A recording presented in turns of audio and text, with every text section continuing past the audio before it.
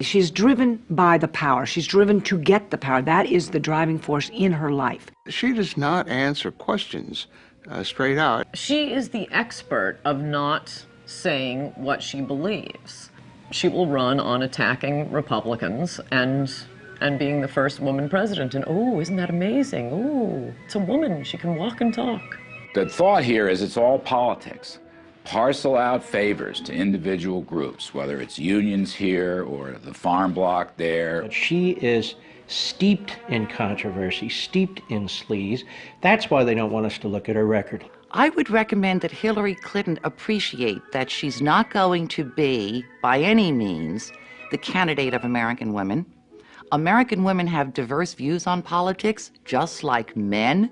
At the core of almost every one of the investigations we did for 8 years, where there were problems, and I mean major problems with the Clinton administration, she was at the core of them. It's part of the Clinton method, which is say what you need to say at any given moment and rely on the lack of memory of the American public and the support of the mainstream media to support that lack of memory. Well, the 20-year plan really is that the Clintons share power. One would be president 8 years, and one would be president another 8 years, over a span of 20 years, with a little Republican in between, perhaps. So in essence, what happened is that Bill and Hillary, in their mid-20s, before they ever took their marital vows, they took their political vow. You know, a lot of people ask me, do we have to go through all these old Clinton scandals again?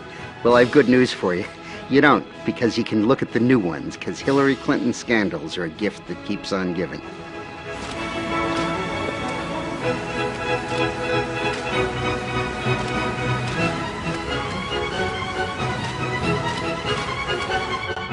Ruthless, vindictive, Mendacious, venal, sneaky. Ideological, intolerant. Liar is a good one. Scares the hell out of me. Looks good in a pantsuit.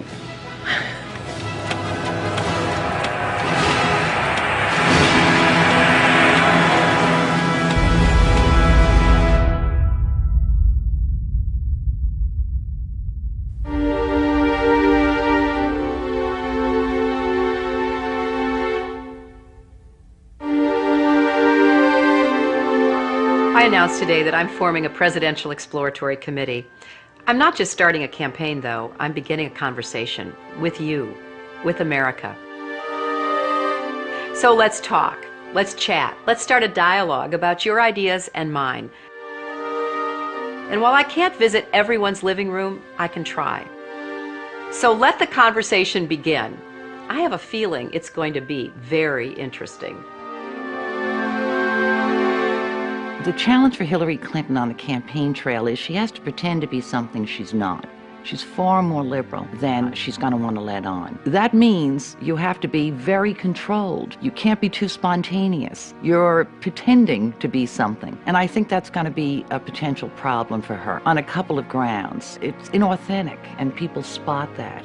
I am sick and tired of people who say that if you debate and you disagree with this administration, somehow you're not patriotic, and we should stand up and say, we are Americans and we have a right to debate and disagree with any administration.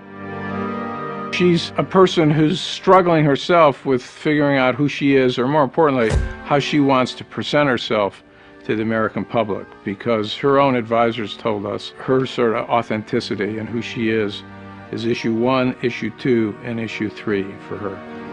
I don't feel no ways tired. I come too far from where I started from. She's continually trying to redefine herself and figure out who she is and project an authenticity to voters who are, of course, wondering who is the real Hillary. Hillary Rodham Clinton. Could she become the first female president in the history of the United States? Her name is known by nearly every American, but who she really is remains largely a mystery. Hillary Clinton points to her time in the White House as a large part of her qualification for the job as president. But most of the news media has conveniently forgotten that her time as First Lady was mired in controversy. The core of the controversy is how truthful Mrs. Clinton has been in answering questions, sometimes under oath, about Whitewater and other matters. She was the first First Lady to come under criminal investigation. In both Little Rock and Washington, D.C., she was plagued by numerous scandals.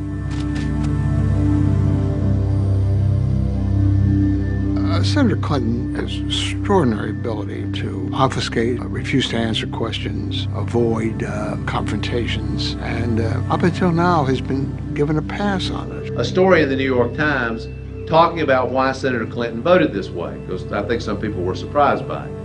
And her advisor said that she voted yes because she was moving from primary mode to general election mode.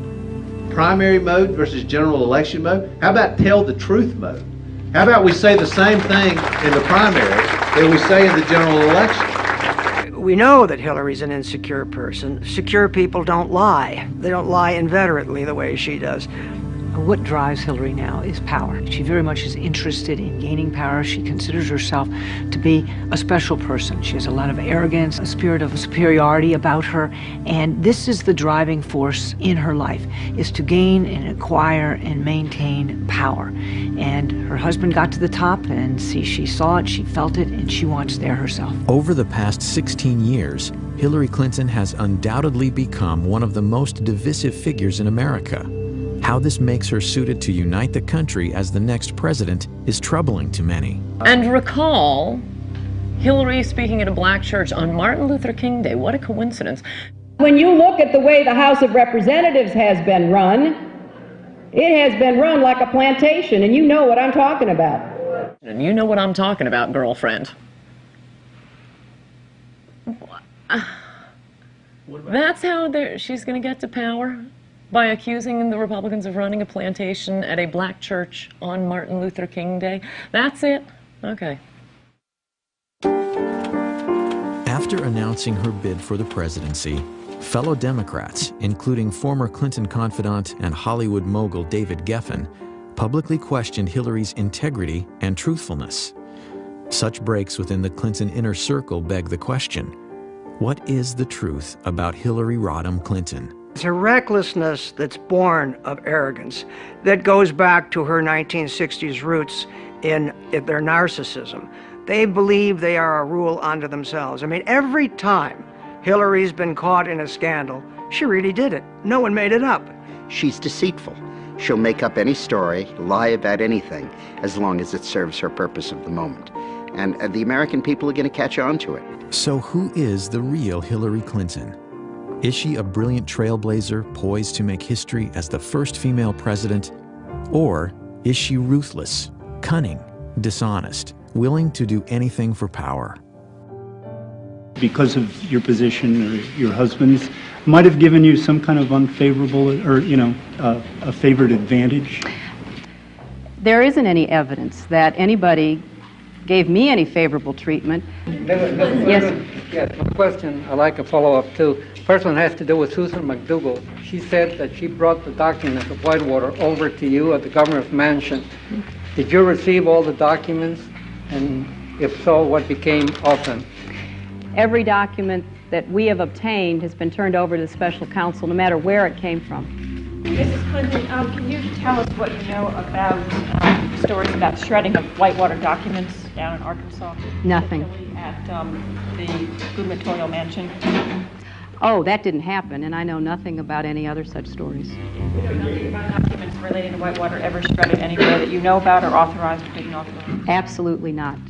When you look at all the skullduggery in the Clinton administration, all roads lead back to Hillary. It also tells us something about the character of the American media. I mean, they carry these people. A Republican with those numbers of character flaws, with that sort of behavioral problem and psychopathic psychology, could not run or be elected to dog catcher if it were a Republican. The politics of personal destruction was a phrase popularized by the Clintons in the 90s to describe the attacks by what Hillary called the vast right-wing conspiracy. But is she actually more familiar with practicing that fine art than being its victim. They have been the masters of the politics of personal destruction, and then they use the well-known trick of accusing your opponents of your own malfeasance. So they accuse conservatives of speaking honestly about the ethical shortcomings of the Clintons, while they in fact speak dishonestly about the integrity of their opponents. And that has been a bellwether, and it has done destruction to people who they've encountered. Even people in the Democratic Party will acknowledge the Clintons are particularly ruthless and particularly aggressive when it comes to campaigns. They war room. This is a military metaphor for the campaign the Clintons invented regarding instant responses, that no matter what the validity of a charge, you don't explain the charge, you don't apologize for the charge, you don't admit any error, you automatically attack the integrity or the motivations of the other side. There are any number of things in the Clintons' political history that is worth recalling before you go in to vote for, potentially for a Clinton, in this case a Hillary Clinton. And it's a small example, but a telling one. When they turned on the travel office, where you had career civil servants doing a great job providing the travel service for the president and his staff, and they wanted to get a lackey friend in, they could have fired the guy in charge, but they accused him of a crime. They tried to ruin his life in order to be able to get him out and get their lackeys in. When the Clintons moved to 1600 Pennsylvania Avenue in 1993, White House veteran Billy Dale was the director of the travel office. Dale had faithfully served 7 previous presidents, starting with John F. Kennedy in 1961. But Dale, who had actually voted for Clinton for president, would soon discover that business under the Clintons would not be business as usual. We knew that we were in for a rougher transition because we had heard stories from Secret Service agents who had gone to Little Rock for a 2-week stay down there. And the stories that some of the agents would come back and tell us, that we just knew that it was going to be different. We didn't realize how different it was going to be. The new administration is free to fire anybody that they want to, but traditionally that does not happen. On the day of Clinton's inauguration, Wednesday, January 20th, 1993, Billy Dale got a call from an unknown woman indicating that Catherine Cornelius, the 24-year-old third cousin of President Clinton, would soon be working in the travel office. And I got to know who Catherine Cornelius was. She went to work in David Watkins' office, answering phones, but she never let up in her demands to take over the travel office. In the meantime, I get a telephone call from a gentleman in Ohio, and he wants to know how he can get in on some of the White House charter business. And I said, that's what I do. I arrange the charters. And he said, I know, but he says, we can make some money here. If I had made arrangements with that gentleman, I speculate that things would have been very different than as they turned out. That call was from Darnell Martins, a partner of Clinton's close friends and Hollywood producers Harry and Linda Bloodworth Thomason in a travel agency called TRM. When Congress investigated, they learned Harry Thomason had multiple conversations with First Lady Hillary Clinton about taking over the White House charters. At that time, I didn't even know who Harry Thomason was, but we have since learned that Catherine was reporting to him and he was reporting to the First Lady Hillary Clinton. As Dale says, every new president has the right to hire new travel office staff, even though no president had done so for over 30 years. But not only was Billy Dale fired, along with 6 other travel office staff members, he was also locked out of his office. But that was only the beginning. And I got accused of embezzling $14,000 that I couldn't account for because the logs were missing. At the same time, D.D. Myers is in the press room briefing the White House press corps, telling them that we were being fired for criminal misconduct and the FBI was being called in to conduct a criminal investigation. I think that they wanted to make it look like they were doing it because there was corruption over there so nobody would criticize them, because the media liked Billy Dale and the people there. Gary Aldrich was an FBI agent for 26 years, the last 5 as an agent responsible for background checks on White House staff. Recall that the FBI had conducted investigations of all of these men and had determined that they were qualified to work in the White House and that they were honest individuals. I conducted some of those investigations. Billy Dale was humiliated and was accused of serious wrongdoing to the degree that they conduct a federal grand jury investigation and an indictment of him. I had dedicated 32 years of my life to this job and served faithfully to Democrats and Republicans alike. The experience was a major event in my career because it taught me that powerful politicians can misuse law enforcement authority almost whimsically. And because it was the First Lady ordering the investigation, well then charges have to be found. That scared me. That was different from my experience in the FBI of 26 years. I thought if we have reached the level where a politician can get irritated with somebody and cause them to maybe end up in federal prison, we've got a serious problem. The White House Travel Office affair became known as Travelgate. When Dale's legal bills to defend himself were estimated to run as much as $750,000, he considered a plea deal, a fine of $69,000, and a brief jail sentence. Blanche and I had been married for 38 years at that time. I decided that I would have to sell my home. Could I ask her to give up everything that we had worked for? The plea bargain seemed just that, a bargain in order to save himself and his family from the unending ordeal.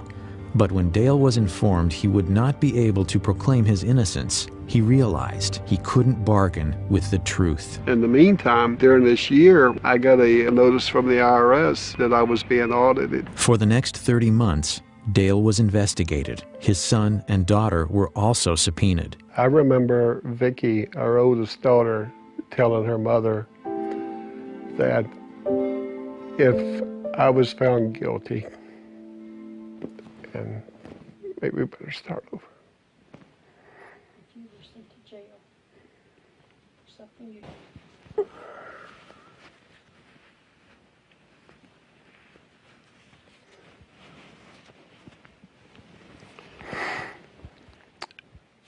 I remember during my trial, Vicki, my oldest daughter, telling her mother that if I was found guilty and had to go to jail for something that I did not do, that she didn't know if she could live in this country any longer, when the government would be responsible for doing something like that to her father.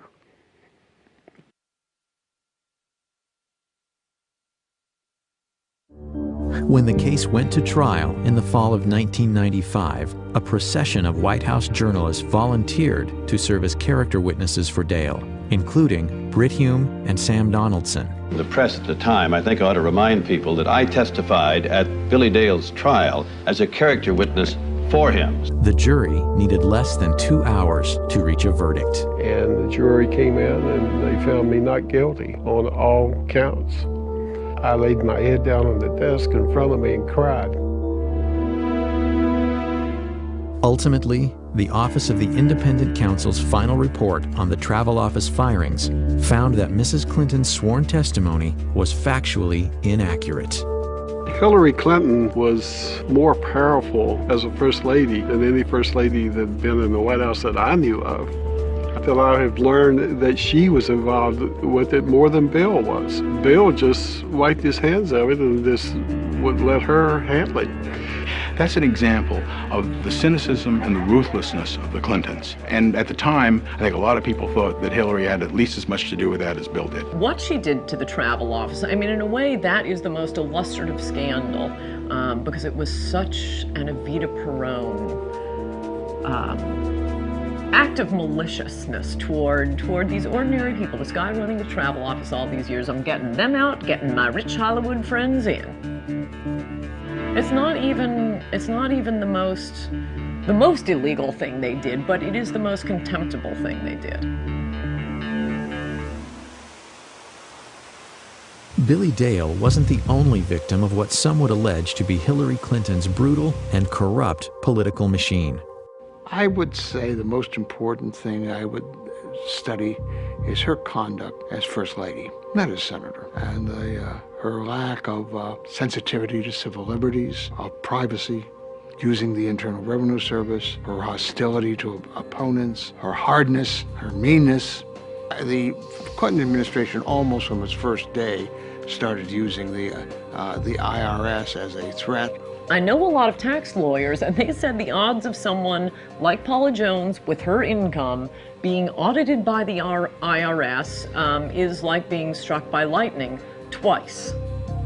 Others would claim that using the IRS to harass political enemies was a Clinton White House specialty, one reminiscent of the strong arm of Richard Nixon. They're both very smart, very politically ruthless, very hardworking, great work habits.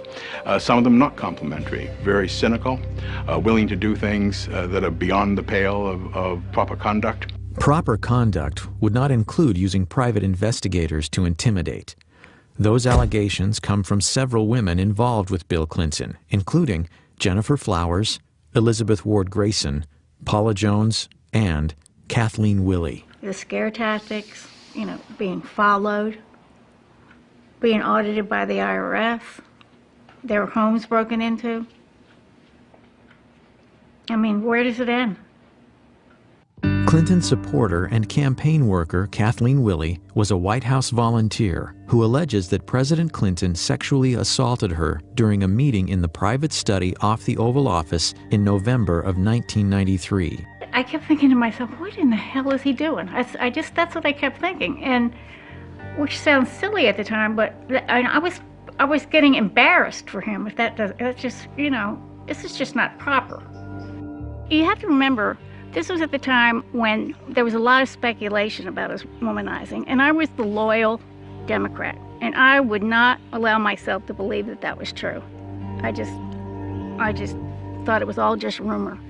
Willey believes that Hillary Clinton was well aware of the tactics used by the Clinton White House to intimidate perceived enemies. Willey says 2 days before she was set to testify against President Clinton in the Paula Jones sexual harassment case, a stranger confronted her. We passed, and he stopped, and he said, "Hey, Kathleen, did you ever find your cat?" And then he said, rather ominously, "Yeah, that bullseye was a really nice cat." And that's what I thought, that something else was going on here. He stood back and he said, "You're just not getting the message, are you?" The Clinton attack machine immediately targeted Willey. However, there are corroborating witnesses. Jared Stern, a former Marine, later told congressional investigators he was hired to investigate Kathleen Willey during a clandestine nighttime meeting. It was late at night. He called me, asked me to meet him here in this parking garage. I met him, said he had something very important to discuss. I talked to him about it, discussed the tasking, and then I left to carry it out. Stern declines to discuss what he was hired to do. But Stern has admitted he was so uneasy about it that he called Willey, using an alias. I made a telephone call to Miss Willey. I left a message on her answering service indicating that I'd try again the next day. And he left a message for me saying, "Be careful, that there were people out to get me." Jared Stern is a first-hand witness to what the Clintons are doing, have done, and are doing to these women. The Clintons are a unit. They share a zeal for power and a willingness to engage in any and all threat-neutralizing strategies. Legality be damned. No one will ever say what happened to Kathleen Willey was an anomaly. That MO can be seen throughout the Clintons' political lives. It is consistent. Willey says her car was vandalized, her house broken into, and a cat's skull was left on her porch. Today, she still lives in fear. And I don't understand how any woman in this country could vote for a woman who does that to other people, who sets out to destroy and ruin these women who have crossed paths with Bill Clinton. They're power hungry. They stop at nothing. They stop at nothing. If you put me to work for you, I'll work to lift people up, not push them down. I finally parted company with Hillary Clinton when I saw how she was using private detectives to investigate the women who were linked to her husband.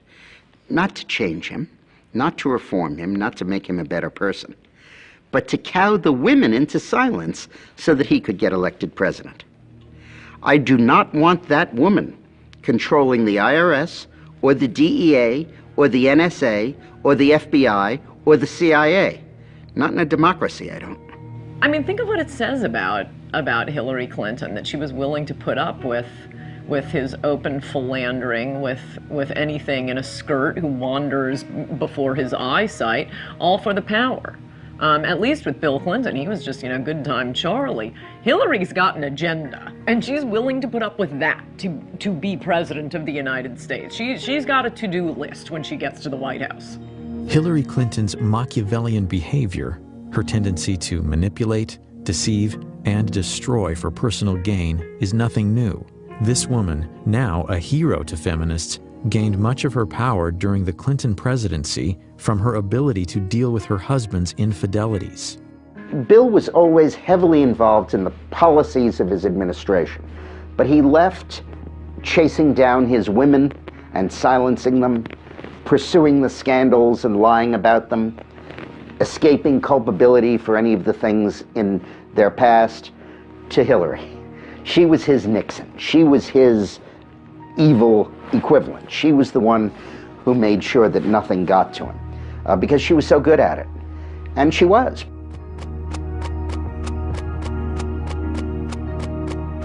Hillary's mastery of the black arts of attack politics is often skillfully cloaked in layers of deniability. But when she needs money, as all candidates do, her imprudence bewilders even her most loyal supporters. The pattern is a familiar one. Huge amounts of money are raised from political insiders, lobbyists, and special interest groups, and questions follow.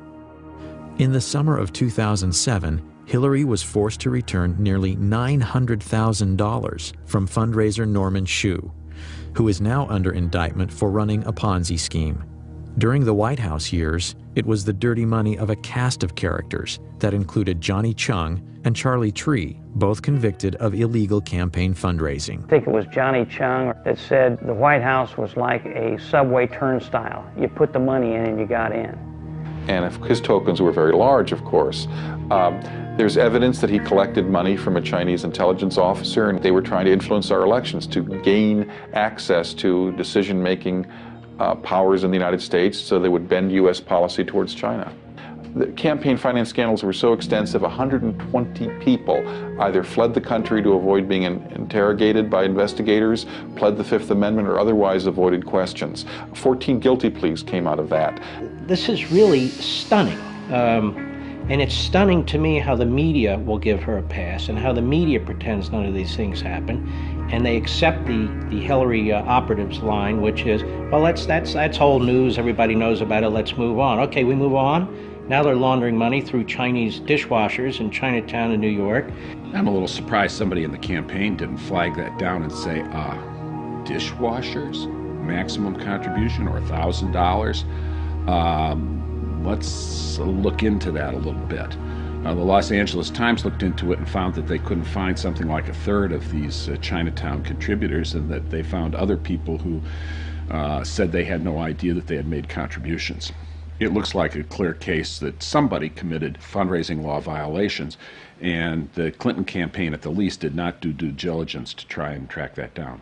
One case in particular highlights Hillary's hypocrisy and startling recklessness when it comes to raising illegal campaign contributions. Though most of the news media has ignored it, Hillary was directly involved in what has been called the biggest campaign finance fraud in the history of the United States. It is a story with all the elements of a bestseller: cash, cons, and Hollywood stars. And it was all caught on tape. Few businessmen have seen the career heights and depths of Peter F. Paul. I've been fortunate to spend time with some of the world's most celebrated figures of the 20th century. One of my idols was Salvador Dali. He had a big influence on the way that I directed my life. In the early 1980s, Paul, a Miami lawyer with a past criminal record, including convictions for cocaine possession and fraud, headed to Hollywood for a fresh start as a promoter and producer. After doing various projects in Hollywood, I decided after meeting a fellow who was a out-of-work model that there was an opportunity for me to prove that I could cultivate a media icon. Within 18 months, I had him on the cover of People magazine. Ultimately, it led to my first meeting with the Clintons, with Hillary Clinton, actually. In February of 2000, Peter Paul met with Hollywood charity fundraiser Aaron Tonkin. Tonkin was a celebrity-obsessed con man who in just a few years went from being homeless to one of the Clintons' top money contacts in Hollywood. Like more than a few Clinton associates from the past, Tonkin ended up in federal prison for unrelated fundraising scams. Aaron, it's Hillary Clinton. I just wanted to call and wish you well for this evening. It was a growing new relationship. I don't know where it ultimately would lead, but I suppose not in a good place because all the people that I met around them, that I dealt with in different events, have all gone to prison. And these are very close people, mainly to the president. Through Tonkin's connections to the Clintons came an interesting offer. In exchange for donations to Hillary's 2000 Senate campaign, Paul would gain access to Bill Clinton for business opportunities once Clinton left the White House. I had become a very close friend of the creator of Spider-Man, Stan Lee, and we had started a company together in late 1998. So I embarked on this effort to try to hire Bill Clinton when he left the White House as a rainmaker for the company, Stan Lee Media. We had a luncheon at Aspargo's for 12 people who were influential in the community, and we also raised some money for Hillary. And at that point, I indicated that my plans were to hire Bill when he left the White House. She responded by saying that she would help if I became a major supporter of her campaign. In June of 2000, Paul agreed to finance what would be the largest and most lavish political fundraiser ever staged in Hollywood. It consisted of a concert, a dinner, and a reception. In my office on July 17th, I got a phone call from Hillary Clinton. Paul, who had a habit of videotaping many of his encounters with Hollywood or DC power players, says this tape is evidence of 2 criminal offenses committed by Senator Hillary Clinton. The tape seems to indicate Clinton's participation in the planning of the event, violating federal election statutes. I think that whatever it is you're doing, is it okay that I thank you? I think it's tremendous. No, you know what? We're having a good time trying to help out. Well, I'm very appreciative. It sounds fabulous. I got a full report from Kelly today when Hillary says she's not sure about what she can or cannot say, is she admitting that her input on the event could be illegal? I think that whatever it is you're doing, is it okay that I thank you? Hillary Clinton refers to Kelly. Kelly is Kelly Craighead, Hillary's senior staff assistant at the White House. Hillary's confirmation that she had been fully briefed on my progress and that she would be involved on a personal basis whenever needed, committing a violation of the federal election law. I know I talked with Cher, and she was just great. Just said, she really was excited, and I hadn't talked to her, so you had to have really done a good job selling it to her. And her reference to Cher being induced to contribute her singing services, all of them colluded to hide this from every investigation. All of the expenses that I paid for entertainment and costs of various fundraisers for Hillary were never legally reported. But what I discovered was, because Hillary was involved directly, personally, and indirectly through her agent, Kelly Craighead, in conceiving the event, in soliciting the money to pay for the event, and then coordinating the expenditures for the event, clearly the two of them were violating federal law.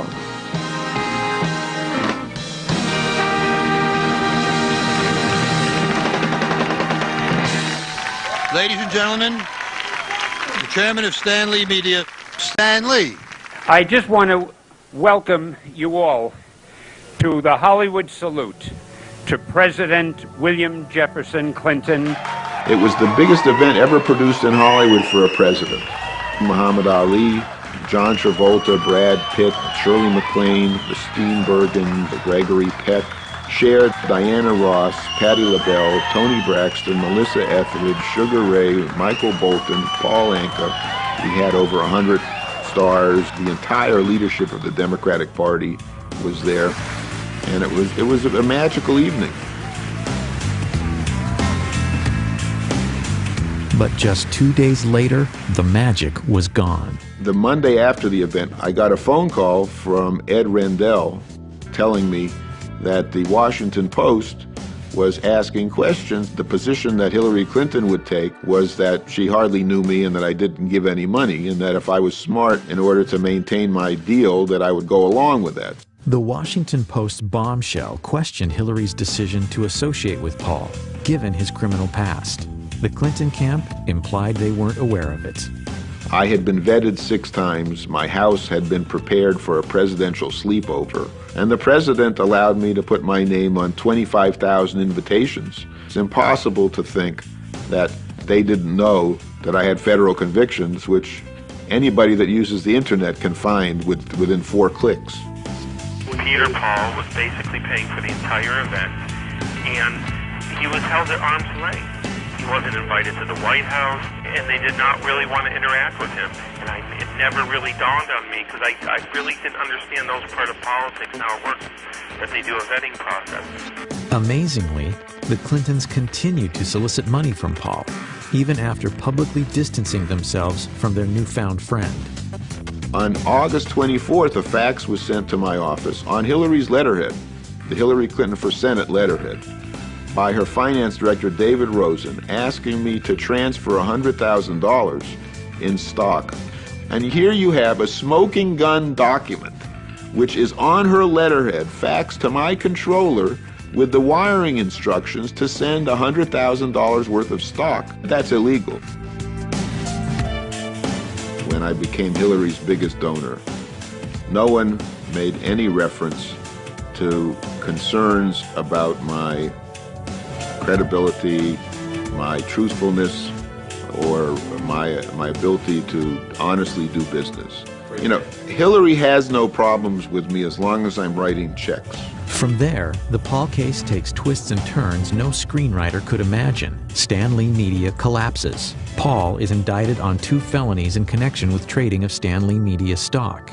He's arrested in Brazil by Interpol and languishes 2.5 years in a Brazilian hellhole of a prison awaiting extradition. She's never called me a liar, and she's never said that my allegations are false. What she has sworn to is that she can't remember some conversations that we had in detail. I'm not asking anybody to like me or to trust me or even to believe me. I'm asking people to look at the record that is undisputed and to come to their own conclusions regarding the suitability of Hillary Clinton to acquire the highest office in this country. June 9, 2000, did you discuss with Hillary Clinton supporting her campaign in exchange for President Clinton helping you in your business concerns? Yes. Did Hillary Clinton pledge President Clinton's support for your business interests? Yes. August 13, 2000, at Barbra Streisand's home, did you talk with Hillary Clinton about supporting her campaign provided President Clinton help you with your business interests? Yes. I've been analyzing polygraphs since 1995. I attended the Department of Defense Polygraph Institute. I would say Mr. Paul has been truthful in his answering the questions concerning the issues administered in the polygraph. It was the most lavish affair of all. But her campaign said that it cost $400,000, not $1.1 million, so that they could use the other $700,000 for the campaign and use it to buy advertisements. Now the question is, did Hillary know it was a mistake? Of course she did. Number one, she was there and she knew it couldn't have only cost $400,000. Number two, she frequently urged Peter Paul to hold down the expenditures for it. Number three, after the forms were filed with the FEC, Peter Paul told her they were inaccurate, and Hillary continued to file inaccurate forms. And finally, the FEC investigated it and concluded it did cost $1.1 million. I want to thank Stan Lee and Peter Paul and Aaron Tonkin for their extraordinary hard work and leadership on this. The Clinton campaign ultimately paid $35,000 in fines for having underreported the cost of the gala. Aaron Tonkin says both Senator Clinton and her finance director, David Rosen, knew of his illegal financing schemes, including how he reimbursed celebrities who donated to Hillary's Senate campaign. They wrote a check where I told them to write it, the Senate 2000 from the invitation they received, and then I reimbursed them either 1 or 2,000, depending if 1 or 2 people came. I told her National Finance Director, David Rosen, and he just said, don't tell me anything like that. And I told the FBI. Is it possible that the senator from New York and former First Lady, the most experienced of all the candidates, was completely unaware of her finance director's dealings? Peter Paul awaits sentencing for securities fraud. He vows to spend the rest of his life trying to expose what he characterizes as Hillary's chronic pattern of corruption. Well, I think that, like William Safire said in the New York Times, Hillary's a congenital liar. Even David Geffen, who was a supporter of hers, commented on her facility with lying. So if she can do this as publicly and in such a gross and unvarnished way, then imagine if she got additional power in the White House and what she would do with that. I can't think of any other politician in history who has shown such a disrespect and a contempt for the Constitution and the rule of law as Hillary. And I represented Richard Nixon's best friend, and I knew Richard Nixon. And I'll tell you something, she's no Richard Nixon, she's worse. One of her great claims throughout the 90s and in her present career as senator is that she'll say, oh, this is all old news. Well, it's old news because the Clintons are repeat offenders. They've been doing these things going right back to the 1980s.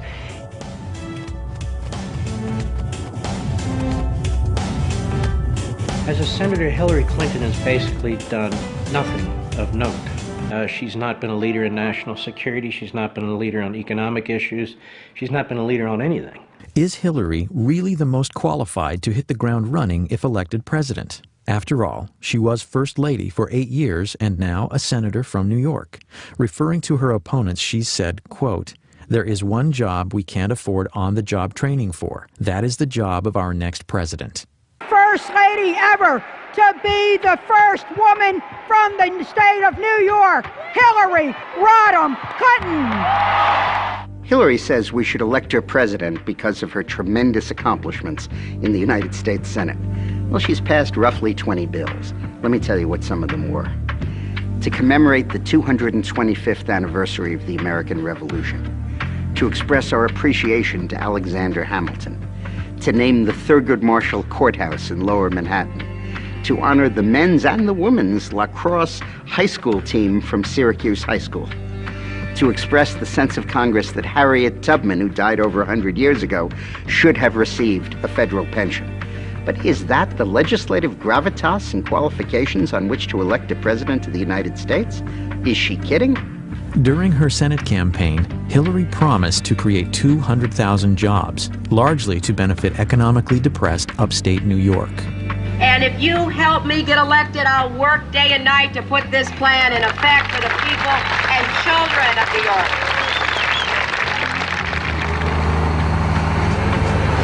I'm Marshall Brown. I'm the owner-operator at GMB Farm. I grew up here with my father, but we sold out in 1985, and I started back up in 1987. I milked cows every day of my life for 20 years.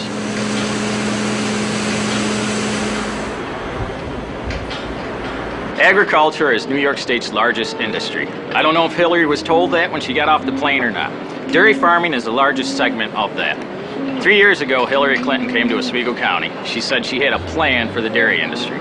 Like all her plans, she never gives any specifics, but it's going to make everything all wonderful for us. 2 years after she gave her I Got a Plan speech, the price of milk dropped to the same level it was in 1979, and I'm losing my ass. Senator Clinton's promise of 200,000 jobs for upstate New York was one of the most irresponsible statements she ever made. Because A, it proved to me that she had no clue of what was wrong with upstate New York, and B, there's no way the federal government can deliver that. Should she have made the promise? Oh, sure. That's what politicians do. That's what God put them on the earth to do, is make promises they can't keep. I don't fault her for making the promise. I fault her for making bad votes in the Senate against the very tax cuts that would have helped the state of New York. No, the Bush tax cuts were the only hope upstate New York had of competing, and if New York State wasn't so burdened by heavy taxes, heavy unionism, heavy regulatory red tape, upstate New York would be doing dramatically better. Because I do have a plan. I have an economic plan for upstate New York to try to make sure that we keep our young people here, that they can have jobs in this area, they can stay and raise their children. Between 2000 and 2006, over 1 million New Yorkers moved out of the state for economic or financial reasons. Today, in the upstate town of Clinton, New York, many of Hillary's constituents aren't pleased with their senator. Well, we certainly would like more support from her in this area. I think every business would like to see more economic support. I think that she's just a typical politician. Whatever the surveys show she should be doing, she's doing. She tends to spend most of her time downstate. That's where the votes are primarily, and sometimes we feel forgotten up here. She cares more about her consumers, her food stamps, her welfare programs than she does the American farmer that's producing the food. When the American farmer is eligible for food stamps, there's a problem. Which I am. As a presidential candidate, Hillary has made other promises that may also prove difficult to keep. My plan does not create a single new government department, agency, or bureaucracy. It is not a government takeover of health care. It is a public-private partnership that provides more choices. Her sweeping health care reform proposal comes with a price tag of nearly $110 billion per year. Anne is going to pay more. You are going to pay more. People with jobs will pay more. That's why she's so popular with women with needs, but not so popular with women with jobs. Hillary's first effort to socialize health care came in 1993 during her husband's first term. Widely perceived as a disaster, many say it provoked the Republican Revolution. I mean, certainly you have to ask whether or not she's learned a lot from that experience. It was a failure. She knows it was a failure. It was a very embarrassing failure for her. Where have you seen the government make anything more efficient and less costly and more effective by its presence? Where have you seen that? As I've said on many occasions, I still have the scars to show from what we tried to do back in the first 2 years of Bill's administration. The effort to kill Hillary Care was really good common American sense. Americans know a bad fish when they smelled one. Everything Hillary wants for America is what Canada does for all of its people, any one of whom that has $5 extra in their pocket comes across the border to the United States for health care services. I think it's worth remembering, after her health care fiasco, the Clinton team put us aside. They gave her ceremonial duties thereafter. She was more like a Pat Nixon than she was like an Eleanor Roosevelt from mid-94 onward, because Bill Clinton's professionals recognized she'd made a hash of the one big policy she'd been given. She was essentially out of the White House in 95, 96. And I know because I was there most of that time. She was visiting China. She went to 70 foreign countries. She wrote a best-selling book, did book signings. Then when the Lewinsky scandal broke, she came back to Washington, and in 98 and 99 led the effort to keep her husband in office, and in 99 and 2000 spent her time running for the Senate in New York. Many Americans believe our healthcare system needs improvement. But what is Hillary's solution? Hillary is really the closest thing we have in America to a European socialist. She really believes that government should vastly expand its efforts in the areas of healthcare and education, and she wants to increase taxes to do it, from 33% as it is now, up into the mid-40s and high 40s as it is in France and Germany. I'm going to take $10 billion away from a lot of these industries, starting with money from the HMOs that are getting too much out of Medicare, starting with the no-bid contracts for Halliburton, starting with the defense industry that needs to be pared down and reined in. I've been very clear about that. And as she talks on the campaign trail, her purpose of government, as she sees it, is to remold society for the common good. The common good in this case means government. It means Washington. She wants government to be in control. She wants government to direct the economy. The other day, the oil companies reported the highest profits in the history of the world. I want to take those profits and I want to put them into a strategic energy fund. She expects to use the government to become extremely involved with the lives of the people in this country because government knows best. So when she talks about nationalizing health care, she's not kidding. She's been at this now for 10 years. She wants to take over the health care system. What might Hillary's healthcare plan look like? Welcome to Yuma, Arizona. In my practice, about 70% of the care is paid for by Medicare, federal government, and another 20% is paid for by the state. So essentially, we're a very socialized medical community here. But with so much free healthcare available from the state and federal government, abuses are inevitable. One of my favorites is a patient of mine who was actually a drug runner. His books didn't tally, and to teach him a lesson, they blew a hole in his foot with a shotgun down in Mexico. Well, he went to the closest medical hospital in Mexico where medical care was free, and they were going to amputate his foot. So he hopped up to the border, literally, and at that point demanded an ambulance, which by our emergency medical laws we have to supply. So we got an ambulance to him, we brought him to our emergency room. I asked him, I said, let me guess, this guy's insured, right? And my friend said, oh, actually, he has Medicare. This guy's been wanted for years on 4 federal warrants. We're giving him his Social Security check every 2 weeks. Critics say Hillary's healthcare overhaul is not unlike what citizens of Canada or the UK now experience. Yes, much of it is free, but is there a catch? The waiting lists get longer and longer. You can wait 6 months to see a specialist. That's socialism. When you're standing in a line, waiting and waiting, that's socialism. I'm thrilled that universal health care is back on the national agenda. You know, as we remember back in 93 and 94, we tried to come forward with the plan. We weren't successful. I have the scars to show for that experience.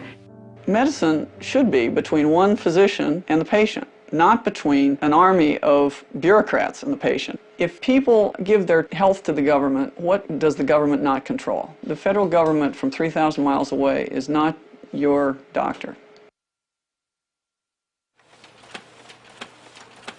Hillary's health care is one of the few Clinton campaign platforms that contains specifics. But on other issues important to Americans, what does she believe? But on specific issues, I've come out with very specific plans. With respect to Social Security, I do have a plan. But personally, I am not going to be advocating any specific fix until I am seriously approaching fiscal responsibility. Do you, the New York Senator Hillary Clinton, support the New York governor's plan to give illegal immigrants a driver's license? I did not say that it should be done, but I certainly recognize why Governor Spitzer is trying to do it.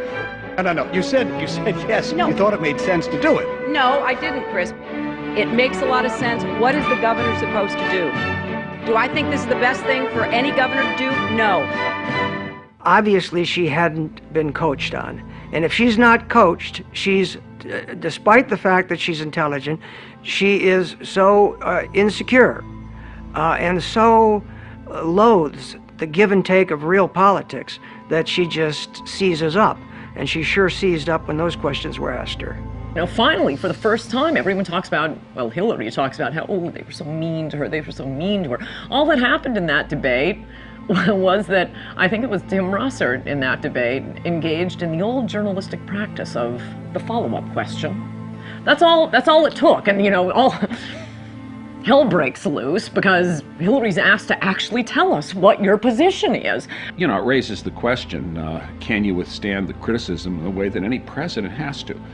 Because there's going to be a lot of it for any president at any time, even the most propitious times.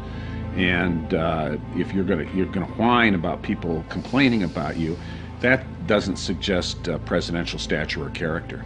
I can support the president. I can support an action against Saddam Hussein because I think it's in the long-term interests of our national security. If I had been president in 2003, I never would have started this war, and if it is still going on when I am president in 2009, I will end it. I was one who supported giving President Bush the authority, if necessary, to use force against Saddam Hussein. I believe that that was the right vote. If I had been president in October of 2002, I would have never asked for authority to divert our attention from Afghanistan to Iraq, and I certainly would never have started this war. So it is with conviction that I support this resolution as being in the best interests of our nation, and it is a vote that says clearly to Saddam Hussein, this is your last chance.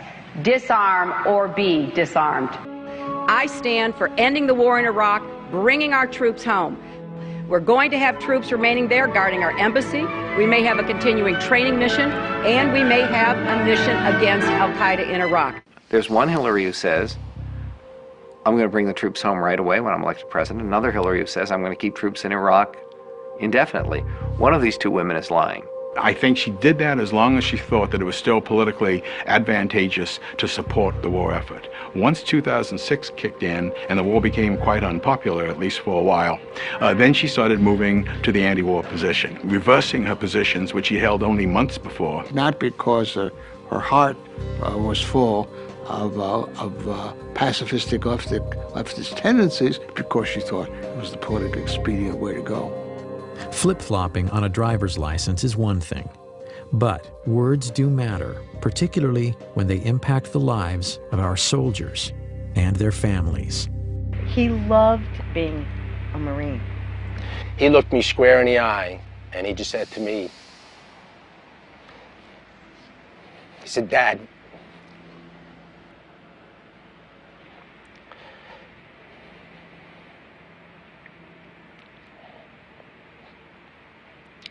he said, Dad, what could be better, what could be more honorable than to serve your country? It was at that point where he became my hero. In January of 2007, Senator Clinton visited Iraq. While there, she did an interview with ABC News, stating, I don't know that the American people or the Congress at this point believe this mission can work. And in the absence of a commitment that is backed up by actions from the Iraqi government, why should we believe it? Because I was in Baghdad at that time, and we talked about that. I'm thinking, what the heck goes through the minds of our military that are out on those front lines, the Ramadi, the Fallujahs, out walking the streets of Baghdad, Hadifas, and throughout Iraq, putting their life on the line every single day and hearing something like that. It's just so demoralizing. Robert Buzz Patterson served as the president's senior military aide in the Clinton White House. Distinguished service in the Air Force, including combat missions, and his regular interaction with the First Lady gave him unique insight about the potential future commander-in-chief. They see that when Mrs. Clinton says something stupid about the war, or Harry Reid says the war is lost, or Dick Durbin calls them war criminals, that is played immediately on Al Jazeera and Al Arabiya overseas. That does nothing to support the troops. All it does is embolden the enemy to believe if they can hang out a little bit longer, they win. It's very hard to believe her because you don't know what the next day she's going to say, and it's terrible. Everybody from a four-star general to a private understands what it means to be a leader, what it means to have moral backbone and discipline and integrity. And the military saw none of that during the 1990s and does not see that any of those attributes in Mrs. Clinton today. If we do pull out and we do not complete this mission, my son's sacrifice would have been in vain, along with the other fallen heroes. If a legislator does not like the war and decides enough already with this war, then cut off the money. They're entitled to do that. But above all, it's not up to a legislator to try to outguess military strategists. That's not their job. So you say again, okay, well, she's flipping, she's flopping. No, she's not flipping and flopping. She is lying. She will not take responsibility for calling and asking our good, brave soldiers to put their life on the line. She will not take responsibility. Every Democratic candidate, they all want to just get out of Iraq, just whatever it takes. When the fact of the matter is that you can't have good security in Iraq until you've dealt with, at a minimum, Syria and Iran, because they're the ones who are arming, training, and running a lot of these terrorists. The war on terror isn't the only issue where Hillary is trying to have it both ways. When it's politically expedient, Hillary campaigns on her husband's presidency. But when the polls say otherwise, she abandons their record. But she can't be as selective in terms of, cherry picking and making determinations that she's now suddenly the face of foreign policy, that she, shaped economic policy, except for the stuff that didn't work out, in which case that was somebody else's problem or somebody else's fault. Ladies and gentlemen, you have just heard a stunning illustration of my real campaign slogan. Buy one, get one free. This is as much about Bill Clinton as it is Hillary Clinton. I mean, for purposes of this election, it's one and the same. Buzz Patterson carried the nuclear football for President Clinton. While serving in the Clinton White House, he learned firsthand about the former First Lady's qualifications. When she was moving them around the White House hallways and corridors, the edict was for us to avoid eye contact with her so as to preclude her from making exchanges like good morning, good afternoon, and therefore those of us that worked in and around herself and her husband would oftentimes dive into open office ways or doorways to avoid her stare. Well, I saw her vent on her husband many, many times. In one particular situation, we were at a fundraiser. As we entered the elevator to go to the top floor of this hotel, Mrs. Clinton lit into her husband with every profane four-letter word you've ever heard in your life, and as a military guy, I've heard them all. Anger really took me by surprise, how vicious it was and how profane it was, and then of course we got to the top floor of the elevator, of the hotel, and the elevator opened. They were holding hands and smiling and waving like they could turn it on and off in a heartbeat. Both Clintons are well aware the war on terror could be the key issue in Hillary's run for the presidency. Both have been quick to fault the Bush administration for failing to prevent the 9/11 attacks, while absolving the Clinton White House of any missed opportunities. There were many times, 8 to 10 that I'm aware of, in the 1990s, that we had a chance as a country to capture bin Laden or to kill him, 8 to 10. And every time we had a viable opportunity, Clinton chose not to pull the trigger.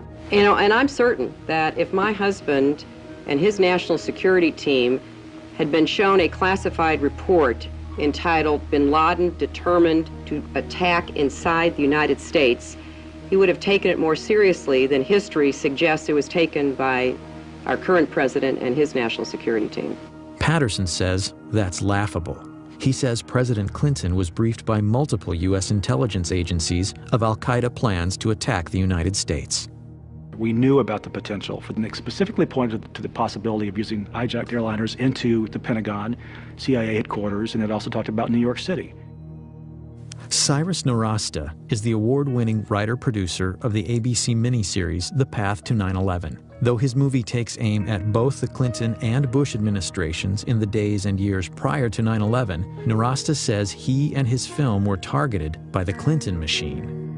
There was a huge coordinated campaign to discredit the movie and me and get Disney ABC to pull or recut the movie. In the weeks just prior to air, Nowrasteh's home address and email were posted on various pro-Clinton websites. I got death threats at my house, I got hate mail, and they set about basically trying to destroy us and stop this thing from airing. Intimidation included 5 senators, led by Harry Reid, sending a letter to Disney ABC threatening to revoke their station licenses if they didn't pull or recut the movie. You gotta understand, these phone calls, the threats on the internet, these bloggers, all of these people out there, none of them had seen the movie. This was all political spin, and it was generated by ex-President Clinton from his offices in Harlem, where he met with all of these bloggers to specifically discuss countermeasures against the ABC broadcast, The Path to 9/11, and how they could get it pulled from the air. Disney ended up cutting about 3 minutes from the over 5 hours of the broadcast. So I'm going to show that to you now. They have the compound surrounded, they know where bin Laden is, Mr. Berger, is this something and what they need to do is coordinate with Washington, so they're on satellite phone communication with Sandy Berger, Richard Clark, George Tenet, et al. From Washington to basically get the final green light to go ahead with this operation. Our people are in place. Now, it's been confirmed that Osama bin Laden is in the building on the site. You are the National Security Advisor. Can't you give the order? Look, George, if you feel confident, you can present your recommendation to the president yourself. So if it all goes bad, it comes down on my head, like Janet Reno in Waco. The buck stops down the hall.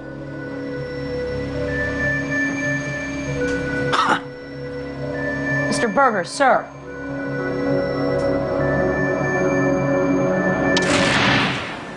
Unbelievable. Did they abort us? Yes. It's shocking that ABC would bow down to Bill Clinton on the path to 9/11. It's shocking that Bill Clinton would ask. You can't imagine Walter Mondale doing that. I don't even think you could imagine Jimmy Carter doing that. President Clinton has said he never got that close to getting Osama bin Laden. But national security experts have said on the record that the path to 9/11 was accurate. The path to 9/11 got it right.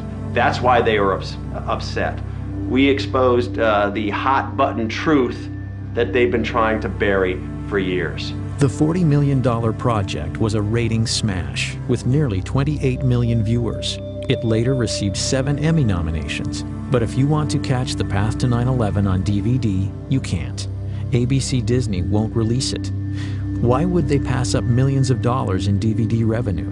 I think the initial attacks were really about President Clinton's legacy. However, now, a year later, with the DVD being suppressed, I think it has become about Hillary's run for the White House. All I can say is what the exec at ABC told me, which is if Hillary wasn't running, this wouldn't be a problem. Hi, Mr. Berger. How are you doing? All right, buddy. I have just a brief statement. Last year, when I was in the archives reviewing documents, I made an honest mistake.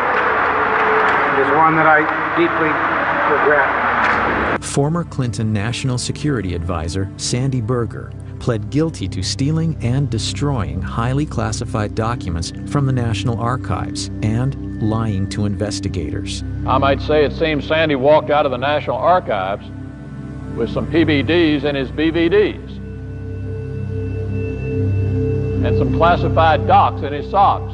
I was surprised and astonished when I learned that he had taken documents out of the National Archives, stuffed them in his socks. I have written that the only reason Berger might have done this was at the behest of Bill Clinton or someone of similar stature who wanted information or, single copies of unique copies removed from the archives. The papers reportedly revealed Clinton's response regarding the Millennium Bomb plot and Sudan's offer to turn over bin Laden in 1996. But because Sandy Berger destroyed these critical secret documents, the American people may never know the truth about these events or the Clinton administration and 9/11. The documents that he stole pertain specifically to the sequence in the miniseries that they were upset about. I believe they are criminally guilty of distorting history. There was a smoking gun in there in terms of what the Clinton administration knew about bin Laden. Sandy Berger had a mission. That mission was to go in and clean up history, clean up mistakes, destroy any evidence of error or culpability to actions that led to 9/11. He accomplished that. He basically paved the way for her to move forward and give Bill a free pass. I mean, it's that simple. Sandy Berger was fined, lost his security clearance for 3 years, and was disgraced, especially in Washington. But he has resurfaced. Reportedly, Berger is now an advisor to the presidential campaign of Hillary Rodham Clinton. It's either that he's really good at foreign policy, which I doubt, or he knows something, or they owe him. And I think that's what it is. Do I think he should be advising Hillary Clinton? I think he's a perfect candidate to advise Hillary Clinton. He's sleazy, he broke the law, he will do her bidding. He should be her chief of staff, as a matter of fact. Hillary is tough on terror as long as it's popular. But once again, the real Hillary Clinton remains a mystery. We went through all the speeches that were posted on her website, some 200 of them, and there's no speech that's about counterterrorism or talks about the threat to the homeland. Whatever Mrs. Clinton took away from the 9/11 experience is now slipping away. Or perhaps she never meant it in the first place. But as far as I know, Senator Clinton simply has not wanted to discuss with clarity and certainly with the kind of authority you would expect from a now senior member of the Senate Armed Services Committee, that we are at war with a totalitarian ideology. I'd like to see a president in either party who is going to be honest about the nature of the danger and willing to stand up and say this is what needs to be done, even if it's not popular at the moment. She doesn't seem to have any instinct to be able to do that, whatever her high intelligence might be. Who is the real Hillary Clinton? Clinton scholars and writers hoping for an answer were shocked to learn that, despite Freedom of Information Act stipulations, after 3 years, the Clinton Library has only released 0.5% of its records. This is the mentality of a tyranny, and yet the media treats this as if it's no big deal. It is a very, very big deal. We paid for those documents at that library. Much of our money goes into that library. It's a federally run operation. The Clinton Library is known locally as Little Rock's Fort Knox. Nearly 2 million pages of records covering Hillary's years in the White House are locked away, clouding her role in policymaking. Over 300 Freedom of Information Act requests are pending. Well, that's not my decision to make, and I don't believe that any president or first lady ever has, but certainly we'll move as quickly as our circumstances and the processes of the National Archives permits. This idea they're claiming now that we're trying to release them, we're trying to as fast as we can, but the library just won't let us release them. You want the papers released, order the papers released. They're your papers. A tendency of this administration, from the top all the way to the bottom, is to withhold information, to resist legitimate requests for information, to refuse to be forthcoming about information that is of significance and relevant to the job that all of you do and the interests of the American people. I think the American people have a right to as much of the public record as possible about Hillary Clinton. Those records should be released before the 2008 election so we can learn a lot more about exactly how much influence she had in the White House, what her positions were in the White House, and how she acted in the White House. Character is defined as what we do when we think no one is looking. By that standard, many critics say the Clintons are sorely lacking. On January 20th, 2001, President Clinton issued 140 pardons on his last day in office. Those pardoned or receiving commuted sentences included cocaine trafficker Carlos Vignali and the biggest tax fugitive in U.S. history, Mark Rich. As much as those pardons reveal about Bill, an earlier pardon may have revealed even more about Hillary's character and her willingness to do anything to get elected. I remember the first Met game my dad took me to, and we were sitting at the very top of Shea Stadium. It was probably 1971. It was just a beautiful day out with my dad. You know, he loved the Mets, he loved his sports. That's one thing that I'll never forget, is sort of being in the car with him and being at the game with him, just enjoying his presence. It was an idyllic childhood, to be honest with you. I couldn't have asked for a better childhood up until I was 9. My dad was a very decent, honest family man. As a matter of fact, on that day, January 24th, he was looking forward to coming home that Friday, celebrating my brother's 11th and my 9th birthdays. It was going to be a big family event for us.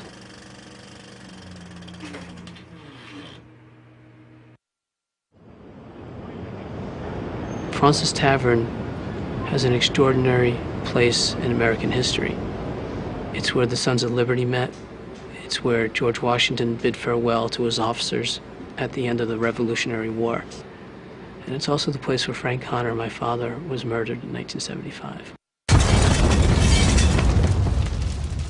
On January 24th, 1975, I was working as surveillance on the west side of Manhattan, and the sirens started to go off. Just an endless stream of fire trucks, police vehicles going down to the southern end of Manhattan. A short time later, turning on a radio, easy to find out that there had been a bombing at Fraunces Tavern.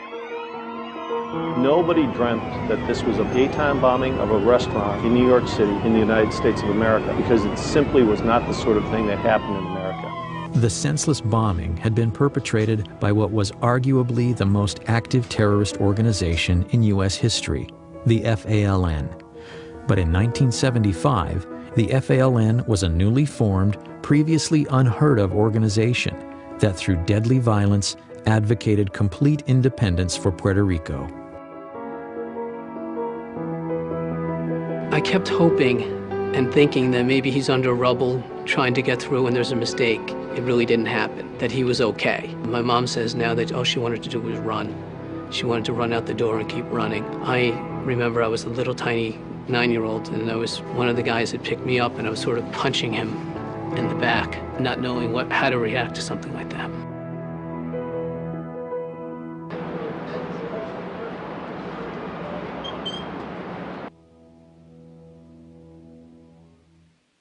Joe, this is the Bissell dining room at Fraunces Tavern, and this is the room that suffered most of the damage in the bombing on January 24th, 1975. The bomb was placed actually just on the opposite side of these doors. Waiters and some of the other witnesses remember seeing somebody come through this door carrying a large duffel bag.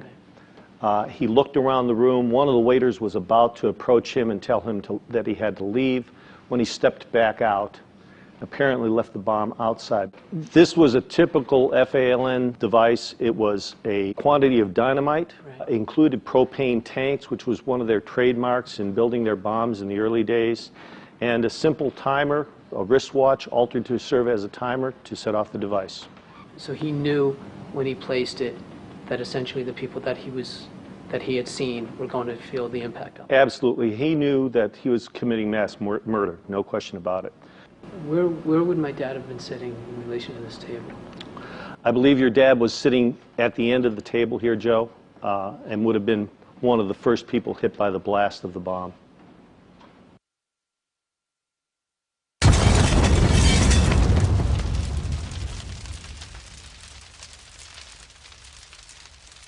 Joe, the bomb being just outside this door here, when it functioned, much of the blast came, of course, through into this room, knocking down this door, and that shock wave would have taken everything in the room and just made missiles out of it. So you have victims that have pieces of glassware, pieces of silverware pushed into their bodies as a result of the blast.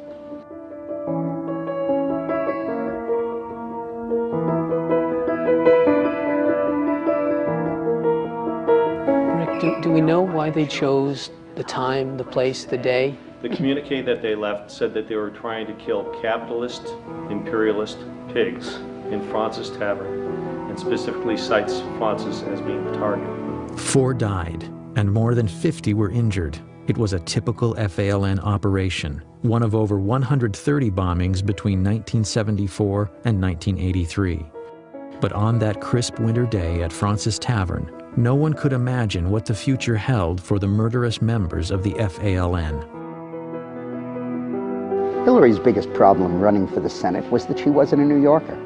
And how is she going to appeal to the specific ethnic groups that make up the New York State electorate? So, in September 1999, right in the middle of her Senate campaign, she was approached by City Councilman Jose Rivera, who really is a spokesman for the Hispanic community in New York, who gave her a packet urging the pardoning of the FALN terrorists.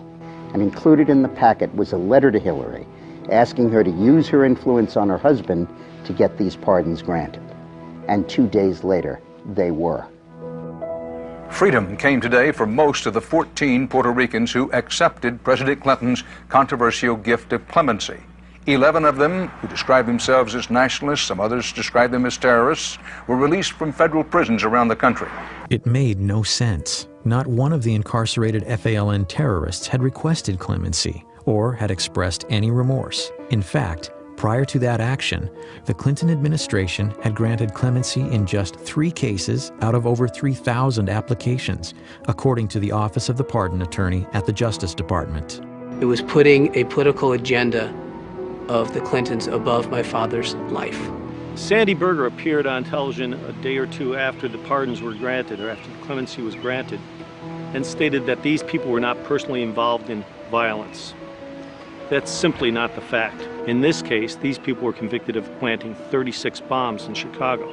If that's nonviolence, then Mr. Berger's dictionary is a little bit different than mine is. The Department of Justice received a memo from the FBI saying that under no circumstances should these people be released. The President of the United States, who had access to all this information, ignored the facts of the matter.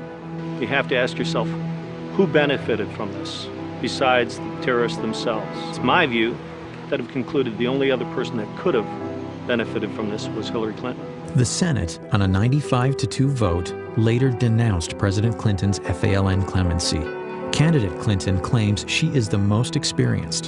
Her husband claimed she was intimately involved in his administration, and yet Hillary said publicly she had, quote, no involvement in or prior knowledge of the decision.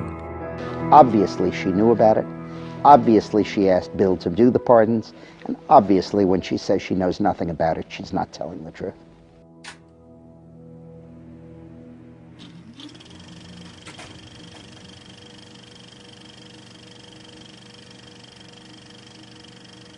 How dare they? My father was a decent, honest family man, and he was being forgotten or used as a political pawn by those people who didn't have his decency, didn't have his family values, and wasn't the kind of man that my father was. We've had only 2 father-son presidencies in the history of our nation. We may be on the verge of the first husband and wife commander-in-chiefs. Historically, Americans have never been keen on dynasties. So it's worth remembering that a vote for Hillary is a vote to continue 20 years of a Bush or a Clinton in the White House. American people deserve to know that their presidency is not for sale, the Lincoln bedroom is not for rent, and lobbyist money can no longer influence policy in the House or the Senate. The problem with nostalgia is what we tend to do is you only remember what you like, and you forget the parts that you didn't like. So what John Edwards is saying about outmoded thinking and nostalgia is really, I think, expressing a reluctance to turn American democracy, which is very, I think, meritocratic, over to 2 families. And Hillary Clinton would represent the past in that, and a continuation of, I think, a dangerous trend to electing people because of how much recognition they have rather than their intrinsic qualities. Finally, before America decides on our next president, voters should need no reminders of what's at stake: the well-being and prosperity of our nation.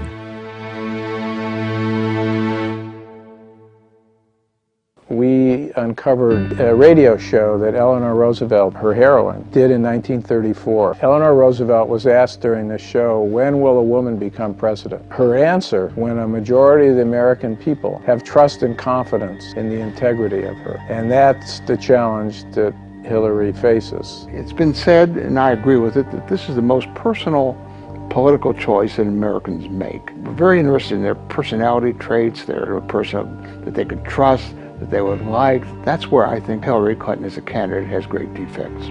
She's not accountable. She'll never be accountable personally for anything that she does. And her personality is such that she believes that the end justifies the means, no matter what those means are. If she weren't married to Bill Clinton, what is there that she has accomplished in her life that would lead you to believe that she should become the most powerful person in the country?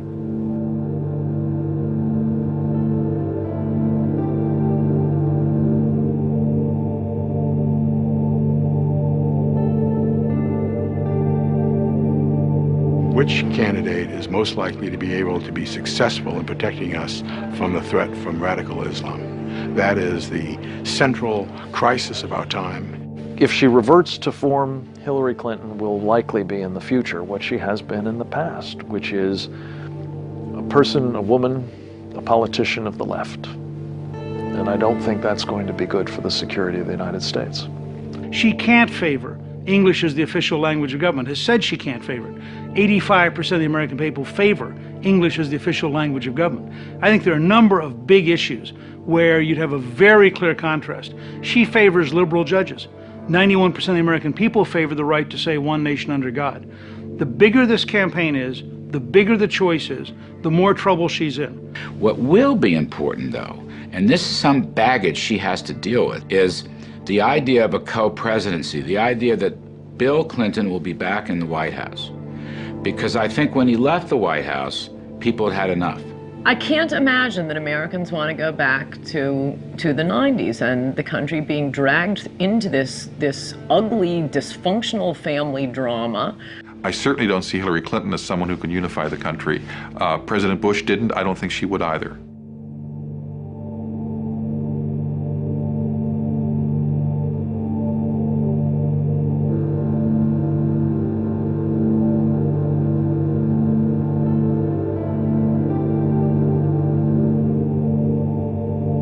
I think that we're at a very critical time in this country that requires leadership. And I can tell you, beyond a shadow of a doubt, that Hillary Clinton I know is not equipped, not qualified to be our commander-in-chief. This vote comes down to one thing: liberty. Do you believe in liberty or don't you? Economic liberty, free speech, protecting our borders, protecting our country from terrorism. The issue is liberty. You know, on January 20th, 2009, someone will stand on the steps of the Capitol and raise his or her hand to take the oath of office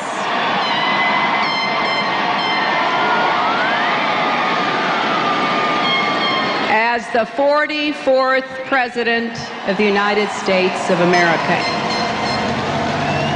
We must never underestimate this woman.